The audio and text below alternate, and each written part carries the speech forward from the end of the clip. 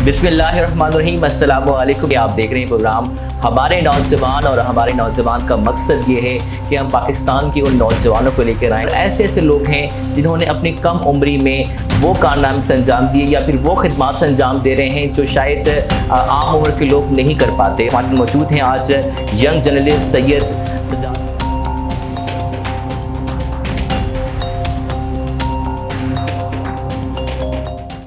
बिस्मिल्लाहिर्रहमानिर्रहीम, अस्सलाम वालेकुम नाज़रीन। उम्मीद करते हैं कि आप सब खैर वाफियत से होंगे। आप देख रहे हैं प्रोग्राम हमारे नौजवान, और हमारे नौजवान का मकसद ये है कि हम पाकिस्तान के उन नौजवानों को लेकर आएँ जिन्होंने किसी न किसी शोबे में मुल्क व कौम की खिदमत में मसरूफ़ अमल हैं। और मुख्तलिफ़ शोबों में अगर बात करें, बल्कि हम ये कहें तो बेचा ना होगा कि हमें हर गली से, हर मोहल्ले से एक नया टैलेंट मिलता है। और हमारी कोशिश होती है कि हम उन नौजवानों को आगे लेकर आएँ जिन्होंने मुख्तलिफ़ शोबों में मुख्तलिफ़ कारनामे से अंजाम दिए। और ऐसे ऐसे लोग हैं जिन्होंने अपनी कम उम्री में वो कारनामे से अंजाम दिए या फिर वो खिदमात से अंजाम दे रहे हैं जो शायद आम उम्र के लोग नहीं कर पाते। और जब हम बात करते हैं पाकिस्तान के तकरीबन 65% जो आबादी है नौजवानों की, जिसमें पूरी कुल आबादी में से वो हिस्सा जो कि नौजवानों पर मुश्तमिल है, और यकीनन एक से बढ़कर एक कारनामे, एक से बढ़कर एक खिदमात और एक से बढ़कर एक टैलेंट जो है हमें देखने को मिलता है। और आज के इस प्रोग्राम में हमारे वो मेहमान, बल्कि हम हर प्रोग्राम में अपने ऐसे मेहमानों को लेके आते हैं जो कि कौम के लिए बाइस फ़ख्र हों, जिनका काम जो है वो यकीनन काबिल दीद और काबिल सिताइश होता है। और के साथ साथ हमारा इस प्रोग्राम का मकसद ये भी है कि हम आज के नौजवान के जो मसाइल हैं उनको आगे लेकर आएँ, उनको आप तक पहुँचाएँ और उनके हल की तरफ बढ़ें। और इसी हवाले से कड़ी आज हमारे एक मौजू हमारे साथ आज के इस प्रोग्राम का हिस्सा बनेगा और हमारे आज मेहमान होंगे। आज हम बात कर रहे हैं नाज़रीन पाकिस्तान में सहाफ़त के हवाले से। यकीनन एक ऐसा शोबा जिसमें हर कोई आना चाहता है, मगर ये नहीं जानता कि इस शोबे में आने के लिए किन किन मुश्किलात का सामना करना पड़ता है, किस किस तरह के पापड़ बेलना पड़ते हैं। और एक सहाफ़ी को जब हम बात कर रहे हैं जर्नलिज़म के हवाले से, तो एक सहाफ़ी को उसकी फील्ड में क्या मुश्किलात पेश आती हैं, एक चैनल में जाकर जॉब करने के हवाले से क्या मुश्किलात पेश आती हैं, और आपके लिए डिग्री होना या डिग्री का ना होना, ये तमाम चीज़ें जो आप लोग सहाफ़त में कर सकते हैं, ये एक सहाफ़ी बनना चाह रहे हैं, कितना ज़रूरी है कि आप अपने आप को डेवलप करें, अपने आप को आगे लेकर आएँ। आप में बोलने का एक हुनर होना चाहिए, आप में मालूमात और ख़बरों के हवाले से एक इंटरेस्ट होना चाहिए। आज हम इस पूरे मौजू पर हम बात करेंगे, इनके मसाइल के हवाले से बात करेंगे। हमारे साथ मौजूद हैं आज यंग जर्नलिस्ट सैयद सजाद काज़मी। कैसे हैं सजाद, आप खैरियत से हैं? ठीक है, बहुत बहुत शुक्रिया कि आज आपने हमें ज्वाइन किया। क्या सबसे पहले ये बताइएगा कि आजकल क्या कर रहे हैं और क्या मसरूफियात हैं और किस तरह से अपने आप को मसरूफ़ किया हुआ है? आजकल तो मैं सच टीवी के साथ मुंसलिक हूँ और कोशिश है कुछ नया लेके आएँ। और अच्छा। आजकल आपके सामने दौर है रेटिंग का। रेटिंग के चक्करों में जो छोटे चैनल के जो लोग होते हैं, जो छोटे चैनल पर काम करते हैं, उनको बड़े चैनल की नज़रों में आने के लिए कुछ बड़ा करना पड़ता है। बिल्कुल। तो फिर उनकी इस तरह स्ट्रगलिंग कैरियर है। स्टार्टिंग में हमेशा होता है, स्ट्रगल करना पड़ती है अगर आपने शाइन करवाना है तो कोशिश है कुछ नया लेकर आएँ, कुछ हार्ड कर लेकर आएँ, कुछ पॉजिटिव लेकर आएँ। और कुछ अब वो कहते हैं ना कि आप क्रिटिसाइज़ तो करें, ज़रूर करें, लेकिन उसका सोल्यूशन भी दें ताकि जिनके ऊपर आप क्रिटिसाइज़ कर रहे हैं कुछ आपसे सीख सकें। अगर वो करने की उनमें कुछ रिफॉर्मेशन का फैक्टर हुआ तो वो रिफॉर्म करेंगे, नहीं तो फिर तो वो जैसे वो चल रहा है सिस्टम एक, वो चलता ही रहेगा। ज़्यादा कंपटीशन की आपने बात की, कंपटीशन को किस तरह देखते हैं? आपके सामने बड़े बड़े चैनल मुकाबले में होते हैं, उनकी हेडलाइंस, उनकी दिगर चीज़ें खबरें चल रही होती हैं, तो अपने आप को उनके मुकाबले खड़ा करना कितना मुश्किल है? मेरे नज़दीक सबसे बड़ी खबर आपकी सोर्स की होती है। जितना बड़ा आपका सोर्स होगा, जिस मेन जगह पे होगा, वो मैटर करता है। आपका सोर्स जितना बड़ा होगा इतनी अच्छी ऑथेंटिक इन्फॉर्मेशन हो सकती है।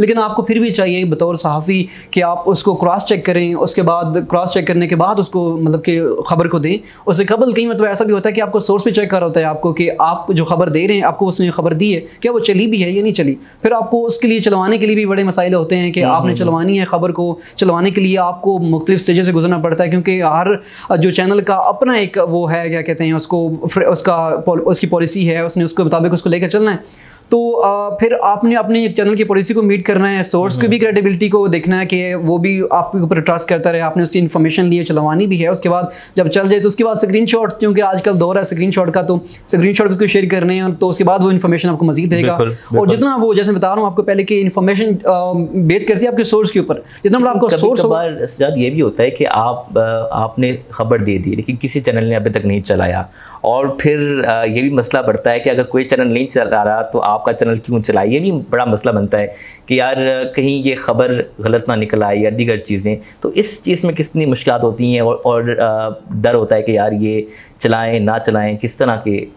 आजकल एक मीडिया में एक इशू ये भी चल रहा है कि आपकी टांगे खींचने वाले बहुत ज़्यादा लोग हैं। अच्छा। अगर आपने कुछ नई हट की कोई चीज़ दी है और किसी और चैनल ने नहीं चलाई तो वो या तो उसको मिसिंग पड़ेगी, अगर उसको मिसिंग पड़ेगी तो वो अपने आप को कवर करने के लिए आपको गलत साबित करना शुरू कर देगा, वो आपके एतराज़ उठाएगा। हो सकता है आपने जिसके रेलेवेंट आपने खबर दी है, चूँकि मुझे इस चीज़ का एक्सपीरियंस हो चुका है कि कुछ रोज़ कबल की बात है, मैंने एक मिनिस्ट्री हेल्थ की, चूँकि हेल्थ की मोस्टली बीट करता हूँ, तो हेल्थ की एक खबर दी थी। तो मेरे जो कुछ दोस्त थे उन्होंने मुझे क्रॉस चेक मैंने किया हुआ था, लेकिन उसके बावजूद उन्होंने उस मिनिस्ट्री को, रेलेवेंट अथॉरिटी को बताया और उनको ये बताया कि इसने आपके खिलाफ खबर दी है, ताकि वो उसको नेगेट करें और उनकी खबर जो है वो अच्छी साबित हो जाए और मेरी खबर जो है गलत हो जाए। लेकिन मैंने क्रॉस चेक किया था। लेकिन इस तरह के मसाइल और भी होते हैं, सिर्फ मेरे साथ नहीं हो रहे, बहुत दीगर और भी जो नए साफ़ी आ रहे हैं उनको, जो यहाँ के जो लोग हैं, क्योंकि मेरा जो ये मानना है कि अगर जिसमें टैलेंट है उसने आगे आना है, चाहे उसको थोड़ी देर हो जाएगी लेकिन उसने आगे आना है। अगर वो लड़ता रहेगा और वो लाजमी ज़रूर आगे आएगा। लेकिन ये आजकल बहुत ज़्यादा दौर है कि आपकी खबर को कोई बैक नहीं करेगा, उसको गलत साबित करने की कोशिश करेगा और आपको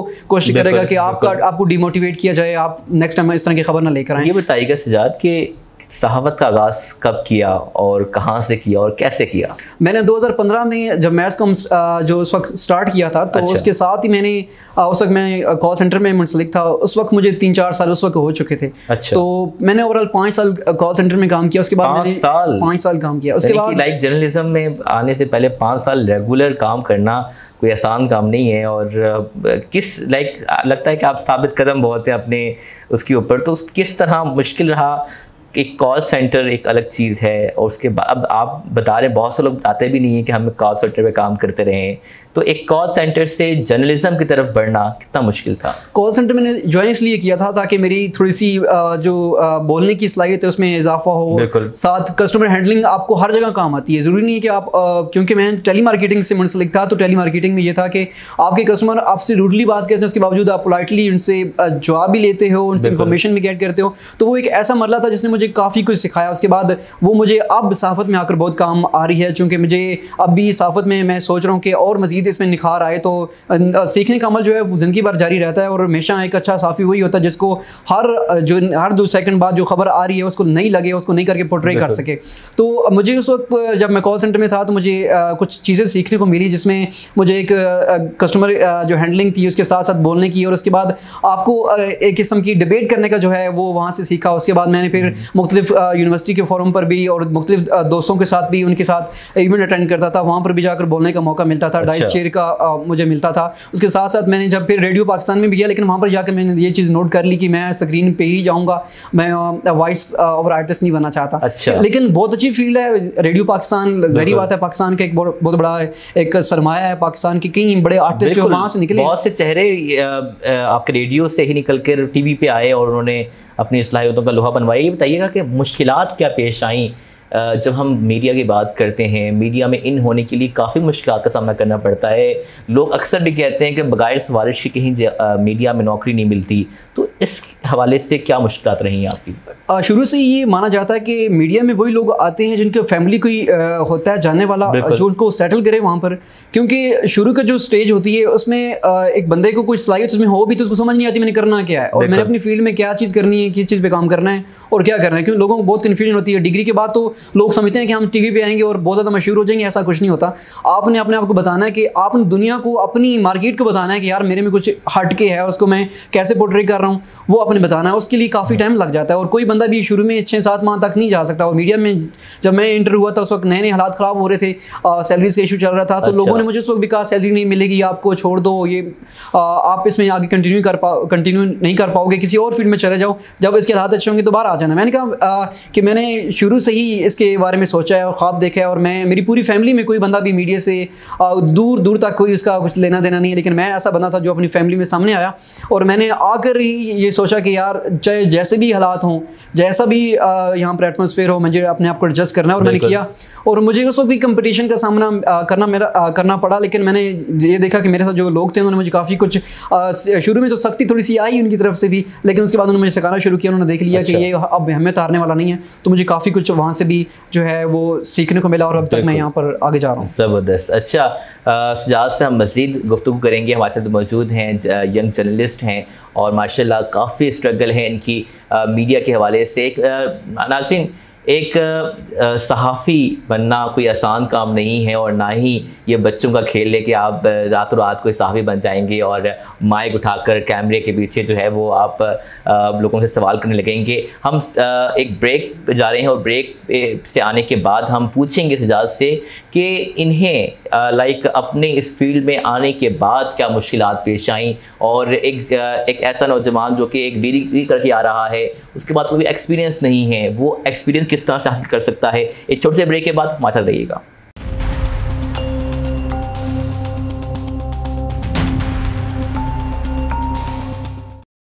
वेलकम बैक नाज़रीन, उम्मीद करते हैं कि आप खैरियत से होंगे। प्रोग्राम देख रहे हैं हमारे नौजवान, और आज हमारे साथ हमारे नौजवान के प्रोग्राम में मौजूद हैं एक ऐसे नौजवान जर्नलिस्ट सैयद सजाद कासमी साहब, और हमसे बात कर रहे थे शोबा सहाफ़त में मुश्किलात के हवाले से। एक नौजवान को क्या मुश्किलात पेश आ सकती हैं। साहब ये बताइएगा कि सहाफ़त में अगर हम बात करें तो मुकाबला कितना है। हम देख रहे हैं कि एक से बढ़कर एक चैनल है, एक से बढ़कर एक सहाफ़ी है, एक से बढ़कर एक रिपोर्टर है। रिपोर्टिंग की फील्ड में असल जर्नलिज़म है क्या? और लोग तो जर्नलिज़म बनने के ख्वाहिशमंद होते हैं, ख्वाब देखते हैं, मगर आपके मुताबिक असल जर्नलिज़म किसे कहते हैं? असल जर्नलिज्म मेरे नज़दीक इन्वेस्टिगेटिव जर्नलिज्म है, जिसमें आप सीखते भी हो अच्छा और आप लोगों को फैक्ट बताते हो। एक तो है कि आपने गूगल किया और चीज़ें निकाल कर आपने इस तरह पोर्ट्रे कर दी कि ये है, ये वो। ऐसा नहीं होता, क्योंकि मेरे नज़दीक आप जिसके खिलाफ स्टोरी दे रहे हो, जहाँ से आपको स्टोरी मिल रही है, क्रॉस चेक लाजमी है। क्रॉस चेक आप रेटिंग के चक्करों में लोग ब्रेकिंग पे आ गए हैं कि पहले हमारी ब्रेकिंग हो जाए, पहले हमारी ब्रेकिंग हो जाए। उसके चक्करों में आजकल बहुत ज़्यादा स्टोरी ऐसी है जो बाउंस हो जाती है। सेकंड क्या मुकाबला है? ऐसा ही है, सेकंड का मुकाबला। और स्टोरी जब बाउंस हो जाए तो एक रिपोर्टर की क्रेडिबिलिटी पे बहुत ज़्यादा सवाल उठते हैं। आप लोग अच्छी चीज़ को तो बहुत ज़्यादा पोर्ट्रे करेंगे कि इसने अच्छी स्टोरी ब्रेक की थी, लेकिन उसकी लाइफ टाइम है, उसकी लाइफ कितनी है, कितने मिनट बाद उसको उस पर बाउंस आ जाता है, कितनी मिनट बाद उस पर जाकर इतराज़ात उठते हैं। या हमेशा मेरे नज़दीक स्टोरी वही होती है जिसपे आपकी कोई मिनिस्ट्री आपको कॉल करे या आपके मालकान को, क्योंकि मैंने कई ऐसी न्यूज़ दी हैं, ऐसी खबरें दी हैं जो जिसके ऊपर हमारे मालकान को डायरेक्ट कॉल की जाती थी कि इस खबर के हवाले से जो है या तरदीद चलाई जाए या इसको जो है खबर को रोका जाए। तो ये मेरे नज़दीक यही खबर है कि जिसके ऊपर आपकी ऊपर मिनिस्ट्री जो है वो प्रेशराइज कर रही है। खबर कुछ थी तो है, तभी दूसरी तरफ रिस्पॉन्स आया, लेकिन आपने जब उस पर स्टे किया खबर पे तो आपके पास ज़ाहिर बात है कोई फैक्ट होंगे, आपने वो फैक्ट पोर्ट्रे करने के हमारे पास ये फैक्ट थे और उसके बाद हमने ये स्टोरी चलाई है। तो ये चीज़ अच्छी है इसमें। वो इस वक्त इन्वेस्टिगेटिव जर्नलिज्म ही बताइएगा कि पूरा दिन जो आप खबरों के पीछे भागते हैं, पल पल की खबर देना, और उसको बाद इतनी मेहनत करने के बाद हमें ये अक्सर ये मुश्किलात, हम अक्सर ये मसाइल सुनते हैं बहुत से साफ़ियों से, मीडिया के ज़रिए, कि इतनी मेहनत आप लोग करते हैं, दिन रात एक करते हैं, और उसके बाद फिर आज का जो मीडिया है, इलेक्ट्रॉनिक मीडिया, उसकी मसाइल ये हैं कि जबरी बरतरफियाँ जो हैं वो जारी हैं, बड़ी तादाद में मुलाज़िमीन को निकाला जा रहा है, रिपोर्टर्स और दीगर अमले को तनख्वाहें वक्त पर नहीं मिल रही। इस हवाले से आइंदा आने वाला जो मीडिया है उसको किस तरह देखते हैं और इस मसले का हल क्या है? हमने हल की बात करनी है कि आखिर सहाफ़ी जो दिन रात एक कर रहे हैं उनको वक्त पर तनख्वाहें क्यों नहीं मिलती? बहुत अनफॉर्चुनेट है कि जितने भी मालकान हैं मीडिया के, जो टाइकॉन्स हैं, मीडिया जो कॉन्ग्लोमरेट्स हैं, वो सारे के सारे उनका ये जो चैनल को चला रहा है, मोस्टली जो लोग हैं उनमें उनका कुछ, किसी का 70 नंबर का ये बिजनेस है, किसी का 50वां बिजनेस है, और मतलब कि इससे कहीं पहले वो बिजनेस कर चुके हैं। अच्छा। उसके बाद इस हद तक वो इस कैपेसिटी में होते हैं कि वो मीडिया की तरफ शिफ्ट होते हैं। आजकल तो बदकिस्मती है अनफॉर्चुनेट है कि अपनी ब्लैक मनी को वाइड करने के लिए मीडिया जो है हाउसेज खोले जाते हैं, उसके बाद जब उनको लगता है कि हमारा काम इससे हो चुका है तो उसके बाद उनको सहाफ़त से कोई लेना देना नहीं है। बदकिस्मती है कि मोस्टली ऐसे हैं कि सारे तो नहीं कहूँगा मैं, लेकिन मोस्टली ऐसे हैं कि अगर तो एथिकल जर्नलिज्म पर फोकस किया जाए और जर्नलिज्म सोसाइटी के लिए की जाए और सोसाइटी की इस्लाह के लिए की जाए तो मेरे नज़दीक ना तो किसी की बरतरफी या जबरी हो और ना ही किसी को ये टेंशन हो कि हमारी तनख्वाह नहीं आएगी। क्यों क्या बनती है कि आप एक ऐसा एम्प्लॉय जो कि सालों काम कर रहा है, आप उसको अचानक जो टर्मिनेशन लेटर दे देते हैं, क्या मजबूरी बनती है? और क्योंकि हमने देखा भी कि इतना बड़ा चैनल अचानक बंद हो जाता है और अचानक उसके मुलाजमिन को निकाला जा रहा है, तो ये जो सरकारें बाकायदा सरापा एहतजाज होते हैं साहबाबादी, हर रोज़ हम नज़र आते हैं कि कभी किसी को अंदर डाल दिया गया है जेलों में, कभी किसी के साथ नाइंसाफ़ी हो गई है, किसी को जॉब से निकाल दिया गया, ये दिन ब दिन बढ़ते जा रहे हैं मामला। तो इसको आप किस तरह देखते हैं? आने वाला जो मुस्तकबिल है सहाफ़त का, ये इलेक्ट्रॉनिक मीडिया का, वो आपकी नज़र में कैसा है? आने वाले सहाफ़त की मुस्तकबिल की अगर बात करें तो सारा का सारा शिफ्ट हो रहा है डिजिटल मीडिया के ऊपर। वो चैनल जिन्होंने अलाउ किया है कि अपने आप व्लॉग कर सकते हैं, यूट्यूब चैनल चला सकते हैं, उनके लिए तो काम चल रहा है। लेकिन वो चैनल जिन्होंने रोक रखा है उनके लिए काफ़ी इशू क्रिएट होंगे आइंदा दिनों में, क्योंकि जो भी साफ़ी आता है आगे उसने मोस्टली जो साफ़ी वो शिफ्ट हो रहे हैं यूट्यूब के ऊपर, क्योंकि कहीं आपकी ऐसी न्यूज़ेज होती हैं जो कि आपके चैनल चलाते ही नहीं है, लेकिन आपके ऊपर इतना सा बर्डन होता है, सोर्स का होता है कि खबर चली या नहीं चली, ऊपर से आपने किस हद तक उसके ऊपर रिसर्च की होती है। उसके बाद जब रिसर्च के बाद आप न्यूज़ लेके आते हैं वो चले नहीं तो आपको दुख होता है। और यकीन करें एक स्टोरी बंदे को 3 दिन तक खाना रोक, बंदे को खाना खाने का दिल नहीं करता, बंदे को लगता है कि यार कोई चीज़ बड़ी मिस होगी, कोई बड़ी चीज़ मिस हो गई है। इस तरह के क्योंकि आप जैसे बात भी कर रहे हैं बरतरफियों के बारे से बात करें तो बरतरफियों में मेरे नज़दीक तो जब चैनल मालकान की जब वो चीज़ें पूरी टारगेट पूरे हो जाते हैं जिसकी वजह से उन्होंने मीडिया अपना हाउस खोल के रखा होता है, उसके बाद वो बंद करने की कोशिश करते हैं। अगर वो बंद नहीं करते तो फिर डाउन साइजिंग करके हुकूमत पे प्रेशराइज करते हैं कि हमारे जो है वाजिबात अदा किए जाएँ। क्योंकि हमारे जो मोस्टली मीडिया हाउसेज हैं उनको ये जो फंड का चस्का है ना, जो हुकूमतें हमें फंड करेंगी, कुछ या तक हमें फंड देंगी, हमें कुछ क्या कहते हैं एड्स की मदद में कुछ पैसे रिलीज़ किए जाएंगे, उसके बाद हम जो है सर्किट चलाएंगे। तो जब ये जो चस्का है ना, ये इन्होंने जबरी बरतरफियों का ये सबब बना, मेन वजह जो ये बना है। क्योंकि अगर मीडिया जो खुल रहा है, मीडिया हाउस नया आ रहा है, उसका मालिकान अगर ये सोच के आए कि अगर हम जो कमाएंगे उसी के मुताबिक उसी में से ही तनख्वाह भी मैनेज करेंगे, उसी के मुताबिक हर चीज़ मैनेज करेंगे तो इशू क्रिएट ना हो। अभी मोस्टली ऐसे मीडिया मालिकान है जिनका ये इतना ज़्यादा बिजनेस पहले करने के बाद इस बिजनेस पे आते हैं, तो मेरे नज़दीक उनको फंड का इशू नहीं होता, वो सिर्फ और सिर्फ किसी स्पेसिफिक गवर्नमेंट के इदारे को जो है या गवर्नमेंट को जो है वो ब्लैकमेल कर रहे होते हैं कि हमें फंड्स देंगे तो हम लोगों को आगे लेके चलेंगे, उनको पैसे देंगे, नहीं तो वो रोड पर हैं और हम भी रोड पर हैं। तो ये एक मेरे नज़दीक इस सिलसिले को ख़त्म होना चाहिए। अगर तो मीडिया हाउस इस चीज़ कंडीशन में है कि वो अगर 3 से 4 माह तक लोगों को बिना अगर उन पर इशू भी बनते हैं, उसको रिसेशन उनके ऊपर कोई बुरान आता है, उसके बाद इस कंडीशन में हो कि तमाम अपने जो मुलाजमीन को वो पैसे दे सकें, तब भी वो मीडिया हाउस खोलें, नहीं तो उनको मेरे नज़दीक इस धंधे से दूर रहना चाहिए। और दूसरी बात ये कि अखलाकियात को एथिकल जर्नलिज्म को जो लेकर आता है वही मेरे नज़दीक मीडिया हाउस जो है वो लोगों को जो नए जैसे मेरे जैसे नए जर्नलिस्ट जो आ रहे हैं उनको सीखने का भी वहाँ से मिलता है, और इस तरह लोगों को भी वो जर्नलिज्म मिलती है जो कि उनको कई सालों से इंतजार था कि वो सामने मौके नहीं मिल रहे। इसलिए आज का नौजवान यूट्यूब पर आ चुका है, बड़े बड़े सहाफ़ियों को देख के यूट्यूब पे आ रहे हैं आजकल। तो यूट्यूबर्स और एक सहाफ़ी, इसमें कैसा फर्क देखते हैं आप? यूट्यूबर मेरे नज़दीक ज़्यादा रिसर्च कर रहे हैं आजकल एज कम्पेयर टू सहाफ़ी। हमारे सहाफ़ी चूँकि एक टैग लग जाता है ना, जब बंदे का टैग बन जाता है कि इस बंदे का ये टैग, इसका नाम ये है, उसने चैनल पे काम किया है, काम क्या किया है ये नहीं देखेगा। उसने इस चैनल पे काम किया हुआ है, उसका एक नाम बन चुका है। और हमारे यहाँ मोस्टली जो सीटें जो ऑक्यूपाइड है ना मीडिया हाउसेज में, वो ऐसे लोग जिन्होंने 20-30 साल वहाँ पे किया, और मैं ऐसे मोस्टली लोगों को जानता हूँ, सारी इज्जत काबिल इज्जत है, हमारे सीनियर्स हमने सीखा उनसे। लेकिन अब ऐसे लोग आ चुके हैं जिन्होंने घर बना लिए हैं, गाड़ियाँ ले ली हैं, फैमिली सेटल हो चुकी है, अब उनको जर्नलिज्म से कोई लेना देना नहीं है। अब वो सिर्फ और सिर्फ वो जैसे दिहाड़ीदार तबका है उसको एक मोनोपोली को लेके चल रहे हैं। बस अपने मर्जी के लोगों को इंडक्ट कर दिया, मर्जी के बंदों को जो पसंद नहीं आता उसको निकाल लिया, ये चीज़ें चल रही हैं। अभी यंग जर्नलिस्ट जिसको चाहिए था कि जो सीनियर हैं उनकी उसकी इस्लाह करें, उसकी परवरिश करें, उसको बताएं कि यार ये एंगल से आपने रिसर्च करो, इस एंगल से काम करो, इस एंगल पे काम नहीं हुआ, ये स्टोरी पे पहले काम हुआ है तो इस एंगल से हुआ, इस एंगल से नहीं हुआ, इस एंगल पे आप टच करोगे तो कुछ व्यूअर को नया देखने को मिलेगा। वो ऐसा रहा ही कुछ नहीं है। जर्नलिज्म आजकल जो हो चुकी है वो सिर्फ और सिर्फ एक फेम रह चुका है। लोगों को वो मोस्टली लोग आजकल वो जर्नलिज्म में इंडक्ट हो रहे हैं जिनको पैसों से कोई लेना देना नहीं है, कि वो सिर्फ फेम के चक्करों में यहाँ पर आ रहे हैं। और ये बदकिस्मती है, बहुत अनफॉर्चुनेट है कि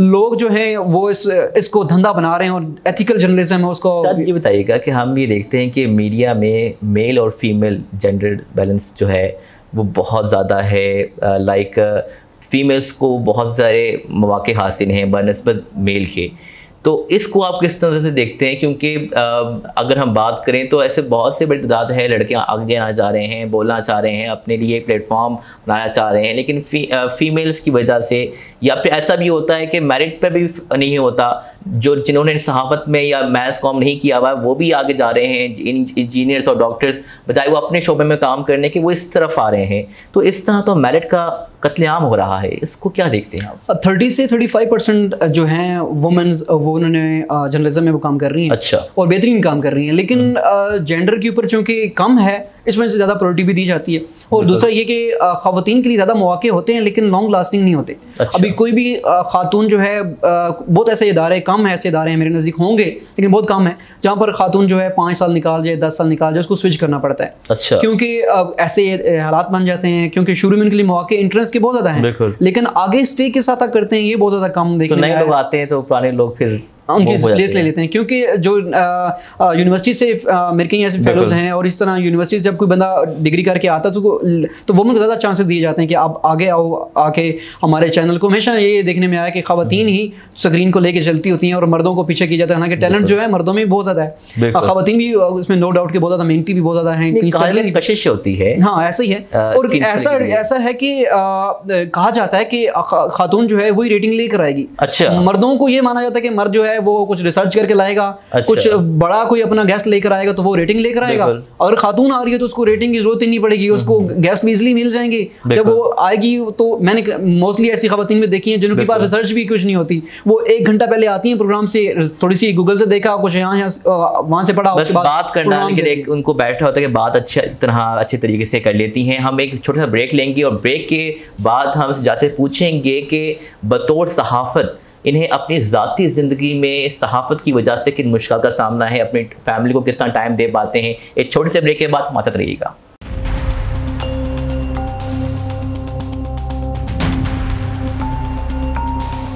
वेलकम बैक नाज़रीन, उम्मीद करते हैं कि आप खैरियत से होंगे। आप देख रहे हैं प्रोग्राम हमारे नौजवान और आज हमारे साथ मौजूद हैं सैयद सजाद काज़मी, जो कि हम बात कर रहे थे शोबा सहाफ़त में मौजूद नौजवानों के मसाइल पर। हम ब्रेक से जाने से पहले हमने सवाल सजाद के लिए रखा था कि ज़ाती ज़िंदगी, आप फैमिली को, सहाफ़त तो बड़ा मसरूफ़ तरीन दिन होता है, आपको दिन रात एक करनी पड़ती है और इसमें आपने अपनी जान मार देनी होती है। तो इस सब के बाद अपनी फैमिली को कितना टाइम देते हैं, अपनी ज़ाती ज़िंदगी कितना उस पर असर करती है सहाफ़त पे?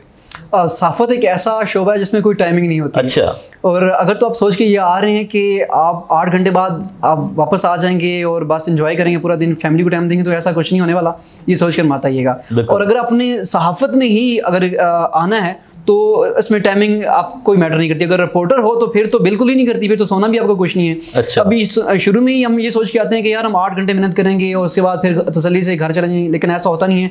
अब ऐसा हो चुका है जिस दिन आपने खबर नहीं दी आपको टेंशन होगी, खबर नहीं मिली, खबर कुछ नहीं आई, कुछ खबर नहीं आई। जब खबर आ जाएगी फिर आपको चलाने की टेंशन बढ़ जाएगी, यार चली है नहीं चली है, अगर चली है तो कब चली है, और उसके बाद उस पर रिएक्शन क्या आया, उसके बाद फिर स्टांस क्या लेना अगर रिएक्शन आता है तो।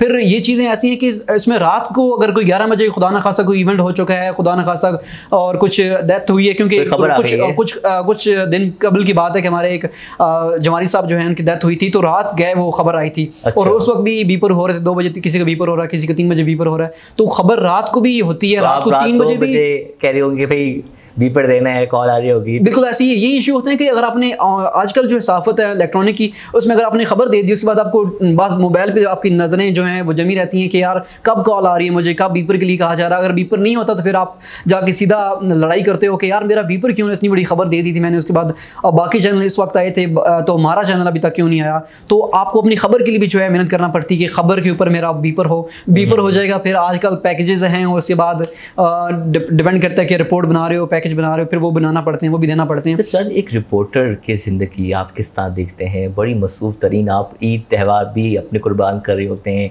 जहाँ डॉक्टर्स और दीगर वो इसी तरह आप लोग भी हमारी खुशियों में शरीक होते हैं। हर ख़बर आवाम तक पहुँचाना एक रिपोर्टर की लाइफ के हवाले से मैं पूछना चाहूँगा, कितनी मुश्किल है, कितनी टफ है और क्या क्या मुश्किलात पेश आती हैं? इसमें आपको एक बेहतरीन मिसाल मैं ये दे दूंगा कि छुट्टी जिस दिन वीकली ऑफ होता है एक दिन, उस दिन भी कभी कभी इतनी खबरें आ जाती हैं जितने नॉर्मल रूटीन में आपके पास नहीं आती। और वीकली डेज अगर आपके पास कोई वीकली जिस दिन आपकी ऑफ हो उस दिन इतनी ज़्यादा खबरें आपके पास आ जाएं तो उस दिन भी आपके लिए मतलब कि ये होता है कि पूरे दिन में आज मैं फील्ड में ही हूँ, पूरा दिन गया हूँ। और इवन के कभी कभी ऐसा भी होता है कि आपके इवेंट कहीं होते हैं, आपकी बीट का कोई इवेंट है, वीकली ऑफ वाला डे आ गया तो आपको जाना पड़ेगा, क्योंकि अगर आपका वीकली ऑफ है तो क्या हुआ, लेकिन अगर आपका इवेंट बीट का इवेंट है, अगर आप नहीं जाओगे तो आपकी एग्जिस्टेंस वहाँ पर शो नहीं होगी, आपकी खबर की मतलब कि वो मिसिंग में एक किस्म की आ जाएगी, क्योंकि अगर आपने उस इवेंट को फॉलो नहीं किया तो आपको फैक्ट नहीं पता चलेंगे कि उस दिन क्या हुआ था। फिर अगले दिन अगर कोई नेक्स्ट इवेंट आता है इस तरह को तो आपको पता होगा बैकग्राउंड में क्या हो चुका है और आगे क्या होने जाना है, क्या होने जा रहा है, क्योंकि फीडबैक हर एक खबर का ऐसे कोई ऐसी चीज आपकी कोई मिस प्रेस रिलीज भी अगर आपने पूरी नहीं पढ़ी, फॉर एग्जांपल आपको किसी मिनिस्ट्री की तरफ से प्रेस रिलीज आई, आपने पूरी नहीं पढ़ी, तो हो सकता है कि नेक्स्ट जो प्रेस रिलीज आए, जो नेक्स्ट इवेंट कोई हो उससे रेलेवेंट हो, तो आपको अगर वो फैक्ट नहीं याद तो बहुत मसला होने वाला आपके लिए। तो आपको हर वक्त जो है चौकन्ना रहना पड़ता है। और देखना आपने एक खबर को आप इतना लंबा पैराग्राफ है या फिर खबर है, मजमून है, उसको आपने 1-2 मिनट में पढ़ना है, उससे भी कम वक्त में, और फिर उस पर भी पढ़ देना है। और मेन चीज़ ये होती है कि खबरें तो बहुत प्रेस रिलीज बहुत बड़ी बन के आती है, लेकिन चंक आपने क्या अंदर से निकालना है, एक आपने वो क्लिकिंग से लाइन क्या निकालनी जो आपके हेडर बनेगी, जो आप इवन की कभी कभी मैंने खुद ऐसा देखा है कि आपकी जो प्रेस रिलीज है अगर आप उसको बेहतरीन तरीके से बनाकर सेंड भी करो ना तो वो उसके बी पर उसकी वक़्त नहीं होती, वो चलती तक नहीं है। लेकिन अगर आपने उसमें वो चीज़ निकाली है जो आपकी चैनल की पॉलिसी को है देकर आ रही है और आपके व्यूअर को अटेंशन ग्रैब कर सकती है, अगर आपने इस तरह उसकी फ्रेमिंग की हुई है तो आपका फौरन झट से जो है बीपर भी हो जाएगा और उसके बाद उस खबर की वक़्त भी बन जाएगी। और ऐसा भी देखने में आता है कि जो प्रेस रिलीज ही है उसमें से कई ऐसे फैक्ट निकलते हैं कि जो कि आपको पहले पता नहीं होती, आप उस फैक्ट को लेकर फिर क्रॉस चेक करते हो कि ऐसा है, अगर वो ऐसा नहीं है तो फिर वो भी खबर बनती है। प्रेस रिलीज से कई खबरें निकलती हैं। ये बताइएगा कि एक ऐसा बंदा जो कि एक ऐसा एंकर जो कि स्टूडियो में बैठा है मेरी तरह, और एक ऐसा एंकर जो एक ऐसा सहाफ़ी जो कि गलियों में बाज़ारों में रिपोर्टिंग कर रहा है, इन दो हैं तो दोनों मीडिया का हिस्सा, दोनों ही जर्नलिज्म में आते हैं, दोनों जर्नलिस्ट खिलाते हैं, इन दोनों में किस तरह का फ़र्क देखते हैं? मेरे नज़दीक तो सहाफ़त है ही गलियों की। अच्छा। अगर आपको आम आवाम की सोच का नहीं पता, अगर आपको ये नहीं पता कि आम आवाम किसी स्पेसिफिक इवेंट के किसी स्पेसिफिक चीज़ को लेकर क्या सोचते हैं, तो आप सहाफ़ी नहीं हो। आप सहाफ़ी आम आवाम की आवाज़ होता है और ठंडे कमरों में बैठ कर हम भाषण भी देते हैं, हम तकारीर भी, एक किस्म की सियासी तकारीर भी हो जाती हैं हमारी अंदर बैठे, तो लेकिन जो मेन सोर्स होता है वो रिपोर्टर होता है, जो वहाँ पर जाकर लोगों से राय लेता है, लोगों से पता करता है कि क्या इशू हैं और क्या फैक्ट हैं। कभी ऐसा होता है कि हमारे यहाँ मोस्टली ऐसे होता है कि एक किसी बड़े चैनल ने खबर चला दी तो सारे उसी को चलाएंगे, क्रॉस चेक नहीं किया जाता उसके बैक हैंड पे क्या इशू चल रहा है। रिसेंटली एक सोहान में एक इवेंट हुआ था कि हर चैनल ने एक जो उस तिबी हमले को मजलूम और मासूम ठहराया, लेकिन उसके बैक हैंड स्टोरी कुछ और थी। अच्छा। और इस तरह की देखने में आता है कि एक चैनल ने कोई चीज़ चला दी, सारे उसी को उसकी बैद कर लेते हैं, उसी को लेकर चलते हैं, लेकिन क्रॉस चेक करने का रहता नहीं है। और कभी तो ऐसा भी होता है कि रिपोर्टर से पूछा नहीं जाता, खबर चल जाती है। अच्छा। और ये कहा जाता है बाकी चैनल चला रहे थे तो हमने चला दी, लेकिन ऐसा होना नहीं चाहिए। रिपोर्टर पे डिपेंड करता है कि रिपोर्टर ने क्या चीज़ देखी है, वहाँ पर फैक्ट क्या है, ग्राउंड फैक्ट क्या है, उसके बाद उसने वो फ्रेमिंग जिस तरह करेगा उसके बाद उस पर आप ये बताइएगा कि हम बात कर रहे हैं स्टूडेंट्स की जो कि लाइक ऐसे बहुत से लोग हैं जो डिग्री के बगैर बैठे हुए हैं मीडिया में भी या फिर किसी और फील्ड से जिनका ताल्लुक है, एक ऐसा बंदा जो कि इस फील्ड में आना चाह रहा है, और ऐसे लोग भी हैं जो कि 4 साल डिग्री करें मैथ कम्युनिकेशन की, लेकिन उन्होंने मीडिया का चेहरा तक नहीं देखा। उनके लिए क्या मशवरा देंगे आप इस हवाले से कि जो लोग मैथ्स कॉम कर रहे हैं, ग्रेजुएशन कर रहे हैं, BS कर रहे हैं, मास्टर्स तक तो जा रहे हैं, मगर मीडिया का चेहरा तक नहीं देख रहे हैं, मीडिया में इंटर्नशिप नहीं कर रहे हैं, दीगर प्रोग्राम में पार्टिसिपेट नहीं कर रहे, उनके लिए क्या मशवरा देंगे और उनके लिए क्या आप सजेस्ट करेंगे, उनको क्या करना चाहिए और किस वक्त से उन्होंने, फॉर एग्जांपल एक बंदा जो फर्स्ट सेमेस्टर में, सेकंड सेमेस्टर में, थर्ड सेमेस्टर में, वो स्टूडेंट्स जो कि बिल्कुल न्यू हैं, शौक रखते हैं आगे आने का या चैनल्स में जाने का, उनके लिए क्या मशवरा दे रहे हैं? मेरा उनको यही मशवरा है कि अगर तो आपने मैथ्स कॉम स्टार्ट कर दी है तो आपने आपको आदत डालें कि अखबार भी पढ़नी है, और एक अखबार नहीं पढ़नी, मुख्तलिफ अखबार पढ़नी है, और मुख्तलिफ अखबारों की एक स्टोरी पर मुख्तलिफ फ्रेमिंग चेक करनी है कि फ्रेमिंग क्या कर रहे हैं, और उसके बाद ऑनलाइन उस पर क्या ट्रेंड चल रहे हैं, ऑनलाइन लोग उस पर क्या कर रहे हैं, उसके बाद आपने मुख्तलिफ कोशिश कीजिए कि शुरू से ही अपने आप को आदत डालें कि स्टडी जितनी मैक्सिमम हो सके आपने रीडिंग करनी है, क्योंकि रीडिंग की आदत नहीं होगी आपको तो आप आगे जाकर ना लिख सकेंगे। और मेरे नज़दीक लिखना उस वक्त ही आता जब आपको पढ़ने की आदत हो, तो अपने आप को पढ़ने की आदत डालें। उसके बाद इंटर्नशिप लाजमी करें, चाहे आपको पेड मिल रही है या अनपेड। किस सेमेस्टर में? और आपको मोस्टली जो लोग हैं वो कोशिश करते हैं कि पहले सेमेस्टर से हो जाए, लेकिन मेरा ये मानना है कि तीसरे सेमेस्टर के बाद ही जाकर आपको कुछ हाउ नाउ पता चलती है मैथ्स कॉम के हवाले से कि स्टोरी बनती कैसी है, स्टोरी की क्या किस चीज़ कंपोनेंट पर होती है, 5W+H क्या होता है, उसको कैसे मैंने फिक्स करना है, वो तो 3 सेमेस्टर के बाद ही मोस्टली जो है वो समझने को मौका मिलता है। तो मैं आपको कहूँगा कि 3 सेमेस्टर के बाद कोशिश करें जितनी इंटर्नशिप मिल सकती है, जहाँ जहाँ चैनल से आपको एक्सपोजर मिल सकता है उस पर जाएँ। और फ्री मिलती है तब भी करें, पेड मिलती है तब भी करें। और चूँकि आपने अगर किसी प्रोफेशनल एटमॉस्फेयर में अगर आपने काम नहीं किया तो आप किसी प्रोफेशनल एटमॉस्फेयर में जब दोबारा ट्राई करेंगे तो आपको वहाँ पर एडजस्ट होते साल लग जाएगा। तो जितना जल्दी हो सके इंटर्नशिप करें। अगर नहीं मिलती मौका मिलता तो सोशल मीडिया को यूज़ करें, सोशल मीडिया के टूल को यूज़ करें, यूट्यूब है उसको यूज़ किया जाए और वहाँ पर मैक्सिमम मुख्तलिफ इवेंट के ऊपर आप अपना व्लॉग करें, वहाँ पर लोगों को एंटरटेन करें और लोगों को बताएं फैक्ट क्या है। और उस वक्त अगर आपके पास ऑडियंस आती है तो मुझे नहीं लगता कि आपको कोई चैनल जो है वो रखने से गुरेज़ा रहेगा या आपको वो उसको कोई दिक्कत होगी। बिल्कुल बिल्कुल, बहुत बहुत शुक्रिया सजाद, आज हमने ज्वाइन किया। आज आखिरी सवाल मैं कहना चाहूँगा आज के इस प्रोग्राम का कि वो लोग जो कि इस मीडिया की फील्ड में आना चाह रहे हैं, आगे मीडिया का स्कोप क्या देखते हैं उन लोगों के लिए जो इस फील्ड में आना चाह रहे हैं, क्योंकि एक बहुत बड़ी तादाद दिन ब दिन इस फील्ड की तरफ आ रही है, इसके शशके देखकर, लोगों को फेम देखकर। तो इस फील्ड में जो लोग आ रहे हैं उनको क्या मशवरा देंगे और उनके लिए क्या स्कोप है इस फील्ड में?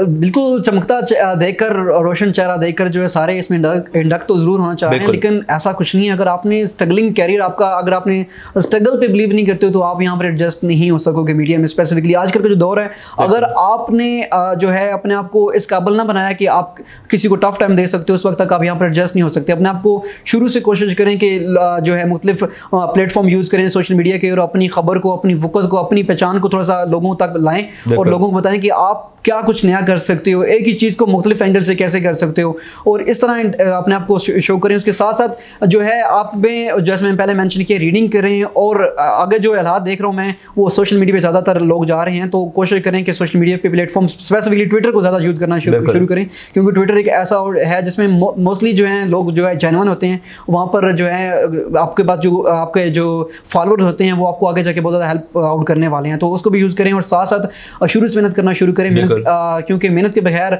आगे आप एडजस्ट होने वाले नहीं हैं। Thank you so much Sajad, आज आपने हमें टाइम दिया और नौजवानों के मसाले बात की। नाज़रीन, आज हमारे साथ मौजूद थे सैयद सजाद काज़मी, यंग जर्नलिस्ट थे जो कि हमें बात कर रहे थे। हम लोग आज के दौर में नौजवानों के मसाइल जो कि सहाफ़त में उनको पेश हैं। नाज़रीन, अगर हम बात करें को मीडिया के, जिस तरह कि आज हमने बात की पूरे इस प्रोग्राम में कि मीडिया एक ऐसी फील्ड है जिसमें आपने हर चीज़ एक नए दिन के साथ एक नई चीज़ लेके आनी है, और ये तभी मुमकिन है जब आप अपने ख्यालात, अपने तासुरात, अपने जज्बात, अपने एहसासात हर आने वाले दिन के ज़रिए, आने वाले दिन में चेंज करें, उसको बदलाव लेकर आएँ, उसमें फ्रेशनेस लेकर आएँ, उसमें ताज़गी लेकर आएँ और एक से बढ़कर एक आइडियाज़ लेकर आएँ और उस आइडियाज़ और उन ख्वाबों की तरफ अपने आप को गामजन करें। सहाफ़त कोई आसान शोबा नहीं है, इसमें आने के लिए आपको बहुत ज़्यादा, बल्कि हर फील्ड की अगर हम बात करें, जिस फील्ड में अभी आपने जाना है, हर फील्ड जो है वो आपसे आपकी जद्दोजहद, कोशिश और मेहनत मांगती है। तो अपनी फील्ड में कामयाब होने के लिए मेहनत और कोशिश जारी रखें और अपने मुल्क और कौम की खिदमत के लिए हम वक्त कोशा रहें। उम्मीद करते हैं कि आज का प्रोग्राम आपको पसंद आया होगा और इंशाल्लाह एक नए प्रोग्राम के साथ, एक नए मेहमान के साथ, एक नए मौजू के साथ अगले प्रोग्राम में हाजिर होंगे। तब तक के लिए अपना और पाकिस्तान का बहुत सारा ख्याल रखें। पाकिस्तान जिंदाबाद।